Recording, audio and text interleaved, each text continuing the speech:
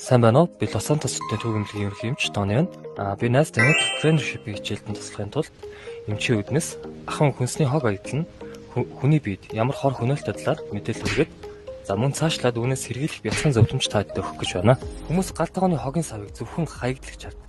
Гэвч шинжлэх ухааны үднэс энэ бол ням мөгөнцөр шимэгч орхон үржих хамгийн таатай орчин байна.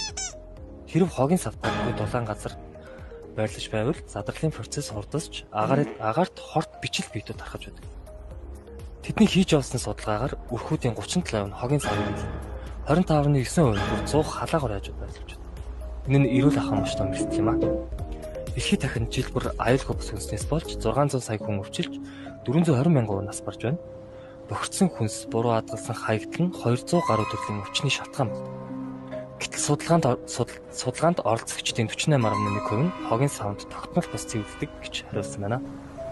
Энэ нь хоолны хордлого, эзний халдвар төвчин, харшил болон амьсгалын замын өвчлөл үүсэх шууд нөхцөл болно. Ялангуяа үлдэгдэл хоолыг буруу савнд удаан хадгалах, үнэрлэж шийдвэр гаргах нь хүнсээр дамжин халдварыг улам нэмэгдүүлдэг байна.